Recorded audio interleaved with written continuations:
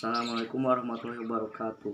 Perkenalkan, nama saya Muhammad Rizal Saya Cita Dina Luciana. di kelas 11 IPS 4. Kami akan mempresentasikan mengenai kekuasaan Komisi Dagang VOC. Komisi Dagang VOC atau Perusahaan Hindia Timur Belanda secara resmi bernama Persatuan Perusahaan Hindia Timur. VOC didirikan pada 20 Maret 1602. VOC adalah persekutuan dagang usaha Belanda yang memiliki monopoli untuk aktivitas perdagangan di Asia. Disebut Hindia Timur karena ada pula GWC yang merupakan persekutuan dagang untuk kawasan Hindia Barat. Perusahaan ini dianggap sebagai perusahaan multinasional pertama di dunia, sekaligus merupakan perusahaan pertama yang menerapkan sistem pembelian saham. Meskipun sebenarnya VOC merupakan sebuah persekutuan badan dagang saja, tapi badan dagang ini sangat istimewa karena didukung oleh negara dan diberi fasilitas serta hak-hak istimewa. Misalnya, VOC boleh memiliki tentara, memiliki mata uang, bernegosiasi dengan negara lain, hingga menyatakan perang. Banyak pihak menyebut VOC sebagai negara di dalam negara. VOC memiliki 6 bagian. 6 bagian itu menyumbangkan delegasi ke dalam 17 sesuai dengan proporsi modal yang mereka bayarkan. Delegasi Amsterdam berjumlah 8. Di kalangan orang Indonesia, bahkan juga di Malaysia, VOC memiliki sebutan populer, company atau company. Istilah ini berasal dari kesalahan orang Indonesia ketika mengucapkan compagnie dalam bahasa Belanda yang merujuk pada kata perusahaan. Tetapi rakyat Nusantara lebih mengenal company sebagai tentara Belanda karena penindasan dan pemerasan kepada rakyat Nusantara yang sama seperti tentara Belanda. Datangnya orang Eropa melalui jalur laut diawali oleh Vasco da Gama yang pada tahun 1497 sampai 1498 berhasil berlayar dari Eropa ke India melalui Tanjung Harapan di ujung selatan Afrika, sehingga mereka tidak perlu lagi bersaing dengan pedagang-pedagang Timur Tengah untuk memperoleh akses ke Asia Timur yang selama ini ditempuh melalui jalur darat yang sangat berbahaya pada awalnya. Tujuan utama bangsa-bangsa Eropa ke Asia Timur dan Tenggara termasuk ke Nusantara adalah bentuk perdagangan. Demikian juga dengan bangsa Belanda. Misi dagang yang kemudian dilanjutkan dengan politik permukiman dilakukan oleh Belanda dengan kerajaan-kerajaan di Jawa, Sumatera, dan Maluku. Sedangkan di Suriname, tujuan Belanda sejak awal adalah murni kolonisasi dengan latar belakang perdagangan. Inilah awal kolonialisasi bangsa Indonesia berawal. Selama abad ke-16, perdagangan rempah-rempah didominasi oleh Portugis dengan menggunakan Lisbon sebagai pelabuhan utama. Sebelum revolusi di negara Belanda, kota Antwerp memegang peranan penting sebagai distributor di Eropa Utara. Akan tetapi, setelah tahun 1591, Portugis melakukan kerjasama dengan firma-firma dari Jerman, Spanyol, dan Italia, menggunakan Hamburg sebagai pelabuhan utama, sebagai tempat untuk mendistribusikan barang-barang dari Asia. Memindah jalur perdagangan menjadi tidak melewati Belanda, namun ternyata perdagangan yang dilakukan Portugis tidak efisien dan tidak mampu menyuplai permintaan yang terus meninggi, terutama lada. Suplai yang tidak lancar menyebabkan harga lada meroket pada saat itu. Selain itu, unifikasi Portugal dan kerajaan Spanyol yang sedang dalam keadaan perang dengan Belanda pada saat itu, pada tahun 1580 menimbulkan kekhawatiran sendiri bagi Belanda. Ketiga faktor tersebutlah yang mendorong Belanda memasuki perdagangan rempah-rempah interkontinental. Akhirnya, Jan Huygens van Lieshoten dan Cornelis de Houtman menemukan jalur rahasia pelayaran Portugis yang membawa pelayaran utama. Cornelis de Houtman ke Banten, pelabuhan utama di Jawa, pada tahun 1595 sampai 1597 dengan kapal dan awak mereka mengalami banyak kerusakan. Pada tahun 1596, 4 kapal ekspedisi dipimpin oleh Cornelis de Houtman berlayar menuju Indonesia dan merupakan kontak pertama di Indonesia. dengan Belanda. Ekspedisi ini mencapai Banten, pelabuhan reda utama di Jawa Barat. Di sini mereka terlibat dalam perseteruan dengan orang Portugis dan penduduk lokal. Hotman berlayar lagi ke arah timur, melalui pantai utara Jawa, sampai diserang oleh penduduk lokal di Sedayu. Berakibat pada kehilangan 12 orang awak, dan terlibat perseteruan dengan penduduk lokal di Madura, menyebabkan terbunuhnya seorang pemimpin lokal.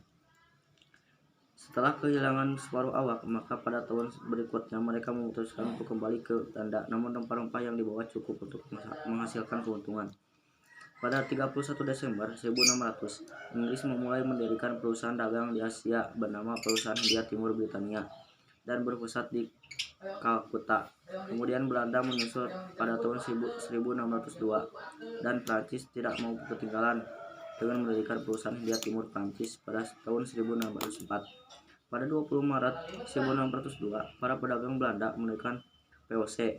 Di masa itu, terjadi persaingan sengit di antara negara Eropa, yaitu Portugis, Spanyol, Inggris, dan Prancis dan Belanda, untuk memperebutkan hegemoni perdagangan di Asia Timur. Untuk menghadapi masalah ini, Stephen Jenderal di Belanda, VOC diberi wewenang memiliki tentara yang harus mereka biayai sendiri. Selain itu, VOC juga memberi hak atas nama pemerintah Belanda waktu itu, masih berbentuk republik, untuk membuat perjanjian kenegaraan dan menyatakan perang terhadap suatu negara. Wewenang ini mengakibatkan bahwa suatu perkumpulan dagang seperti VOC dapat bertindak seperti layaknya satu negara. Perusahaan ini mendirikan markasnya di Batavia, yang sekarang menjadi Jakarta. Di Pulau Jawa, pos kolonial lainnya juga didirikan di tempat lain di Hindia Timur yang kemudian menjadi Indonesia, seperti di Kepulauan Rempah-Rempah atau Maluku, yang termasuk Kepulauan Banda, di mana VOC menjalankan monopoli atas pala dan kulit. Metode yang digunakan untuk mempertahankan monopoli termasuk kekerasan terhadap populasi lokal dan juga pemerasan dan pembunuhan massal. Pos perdagangan yang lebih tentram terletak di Desima, pulau buatan di lepas pantai Nagasaki. Daerah ini adalah tempat satu-satunya di mana orang Eropa dapat berdagang dengan Jepang. Hak oktroy adalah keistimewaan yang dimiliki VOC untuk menjalankan perdagangan di kawasan Hindia. Isi hak oktroy memiliki tujuan didirikannya VOC. Preambule oktroy berbunyi, VOC dibentuk untuk menyediakan arah dan memberikan navigasi bagi perdagangan Hindia Timur. Perdagangan Nusantara selama 200 tahun dikuasai VOC. Berdasarkan Piagam Oktroy pada tahun 1958, perusahaan yang ada kala itu digabungkan menjadi sebuah kongsi dagang. Pada bulan Maret 1602, terbentuk Perserikatan Maskapai Hindia Timur. Francois Valentine dalam Old and New West Indian pada tahun 1602. Penjatuhan oktroy diberikan Parlemen Belanda. Oktroy Piagam pendirian VOC yang memuat hak istimewa di VOC.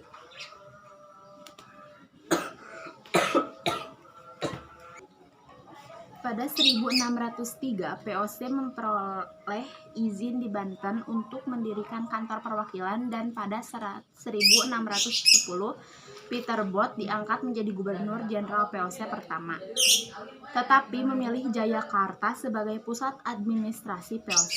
Sementara itu, Frederick de Houtman menjadi Gubernur VOC di Ambon, dan setelah itu menjadi Gubernur untuk Maluku. Sehingga pada tanggal 31 Desember 1799, banyaknya pejabat VOC yang terlibat korupsi menyebabkan beban utang VOC menjadi semakin banyak, sehingga VOC sendiri bangkrut dan pailit. VOC dinyatakan bubar oleh Gubernur Jenderal VOC Van Overstraeten. Semua utang piutang dan segala milik VOC diambil alih oleh pemerintahan Belanda.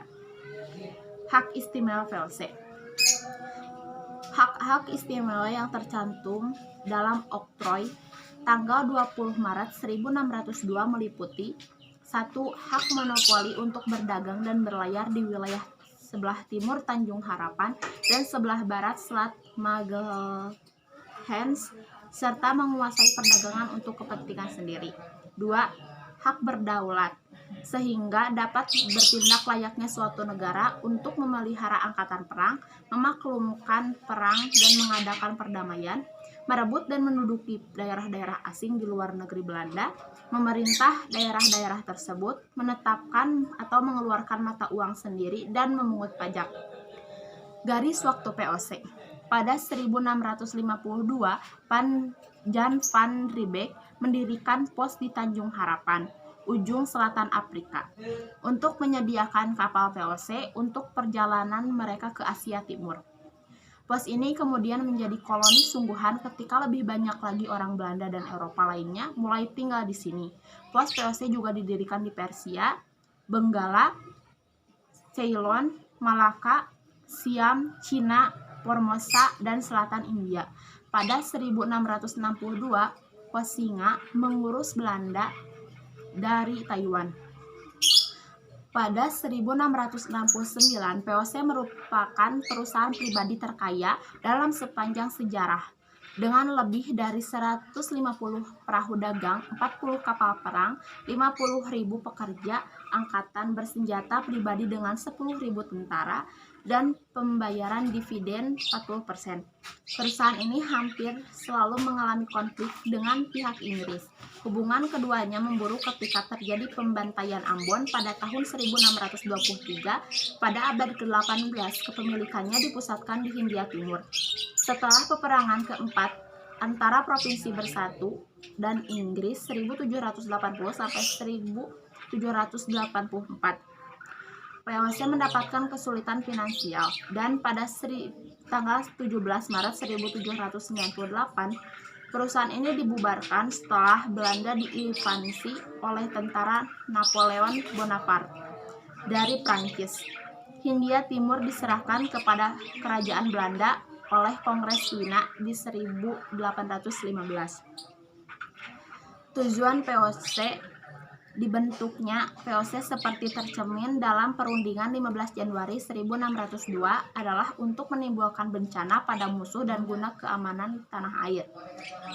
Yang dimaksud musuh saat itu adalah Portugis dan Spanyol yang pada kurun Juni 1580 sampai Desember 1640 bergabung menjadi satu kekuasaan yang hendak merebut dominasi perdagangan di Asia. Untuk sementara waktu, melalui POC, bangsa Belanda masih menjalin hubungan baik bersama masyarakat Nusantara. Kebangkrutan dan kebubaran POC. Pada pertengahan abad ke-18, POC mengalami kebangkrutan karena beberapa sebab sehingga dibubarkan. Penyebab kebangkrutan POC sendiri disebabkan karena maraknya korupsi di dalam organisasi POC yang dilakukan oleh petingginya. Di saat yang bersamaan, POC juga harus berperang menghadapi Inggris yang berakhir dengan direbutnya semua kantor POC. Heren Jefontaine juga dianggap bertanggung jawab terhadap kebangkrutan POC. Mereka dianggap lalai karena membiarkan para pejabat menjalankan bisnis pribadi, namun pada praktiknya mereka mengambil keuntungan lebih untuk memperkaya diri. Heren Jefontaine juga dianggap tidak sigap dalam menanggapi keluhan pegawainya, serta